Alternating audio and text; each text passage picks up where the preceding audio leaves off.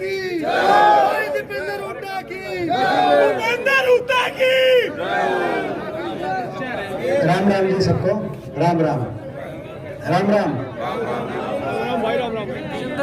हमारे बीच में हमारे बहुत ही आदरणीय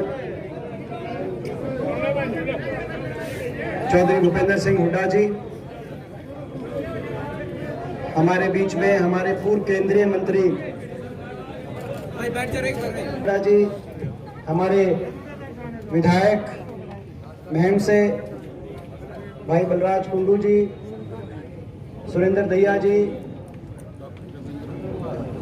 हमारे डॉक्टर जोगेंद्र मोर जी, छत्तीस बिरादरी की भावनाएं हैं, उनको समझ के जिन्होंने हमारा ऐसे समय में साथ देने का काम किया है कि इस साथ से एक राजनीति ने करवट ली है, पूरे प्रदेश की राजनीति ने करवट ली है और ये यहाँ रुकने नहीं वाली बात। ये जो करवट ली गई है, जो बड़ौदा की गिनती जिस दिन खत्म होगी उस दिन इस खट्टर सरकार की उल्टी गिनती शुरू हो जाएगी। इसकी नींव यहाँ आज, इसकी नींव यहाँ पे आप सबने, आप सबकी हाजिरी में आदरणीय डॉक्टर कपूर सिंह नरवाल जी ने इस फैसले से उस नींव को रखने का काम किया है। मैं क्योंकि आज हुड्डा साहब बोलेंगे, हमारे परिवार के, हम सब के परिवार के मुखिया हैं, वो सारी बात राजनीतिक, मैं लंबी बात नहीं, मगर यही कारण है जो साजिश षड्यंत्र हो रहे हैं,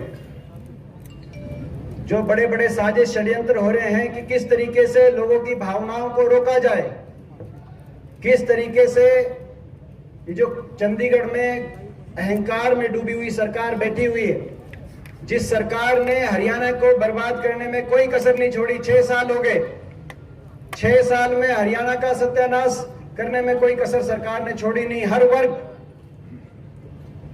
को चोट मारने का काम किया। आज किसान सड़क पे, किसान आपने पीपली में देखा होगा, किसान तो सड़क पे पिट रहा है, उसकी फसल मंडी में पिट रही है।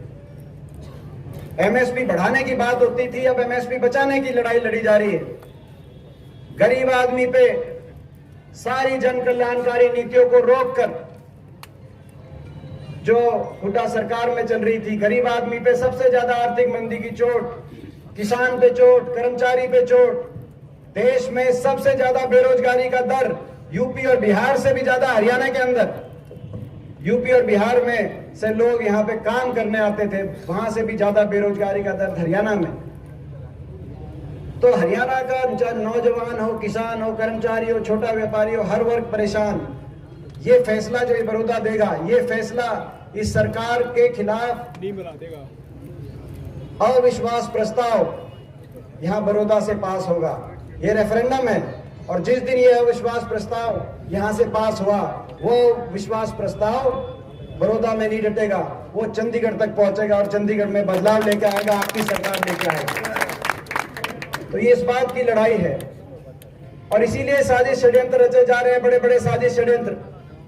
चुनाव में आपने देखा होगा, जब लोकसभा का चुनाव हो रहा था तब भी हम एक बात कहते थे कि बीजेपी को एक ही डर था, 75 पार कुछ नहीं था, 75 पार 80 पार कुछ नहीं था, बराबर की लड़ाई थी। अगर एक भी लोकसभा सीट जीत जाते, चाहे रोहतक की बात थी, चाहे सोनीपत की बात थी, उसी दिन इनकी सरकार की उल्टी गिनती शुरू हो जाती।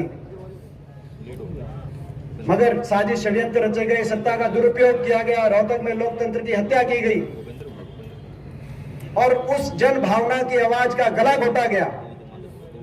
और उसके बाद मीडिया में प्रचार कर दिया 75 पार 80 पार। वो तो लोगों को उस प्रचार में पूरी बात समझ में नहीं आई। उसके बावजूद जो पार्टी 80 सीटों पे आ गई थी 90 में से, वो 40 पे सिमट गई। उनको जब बैसाखियों की जरूरत पड़ी तो जिन लोगों ने कहा था बीजेपी को जमुना पार पहुंचाएंगे, जेजेपी पार्टी ने कहा था कि नहीं कहा था? जमुना पार वो मिल गए 75 पार वालों से और उनको बैसाखिया देने का काम किया। उनकी इससे ज्यादा राजनीति में विश्वासघात लोगों के साथ नहीं हो सकता कि वो इस बात की लोग बीजेपी को बाहर करेंगे और जिस दिन गिनती हो जाए उसको सबसे पहले जाके समर्थन देने का काम करो।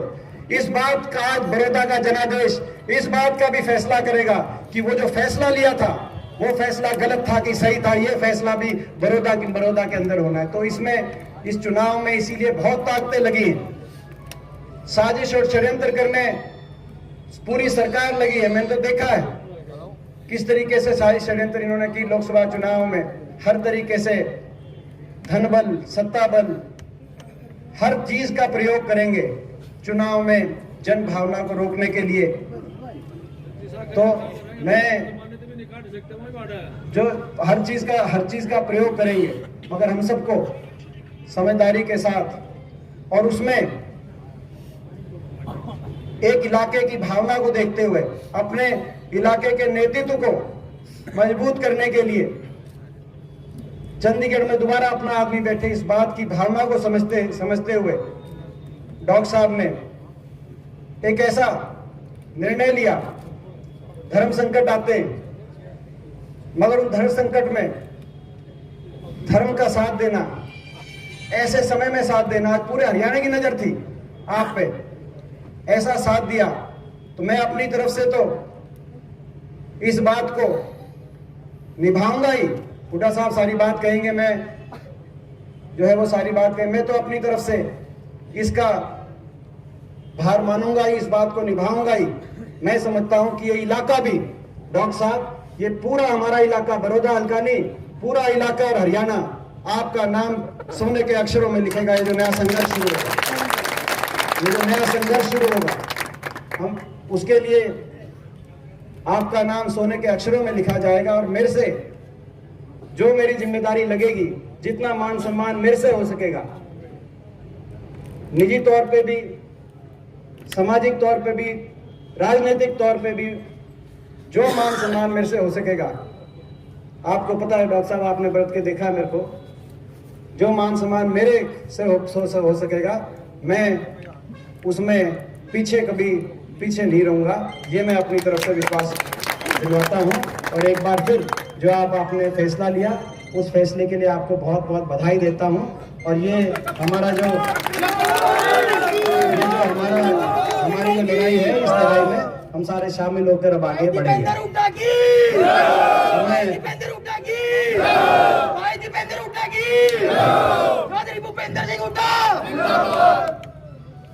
वो समय की बेहद कमी है हुड्डा साहब की।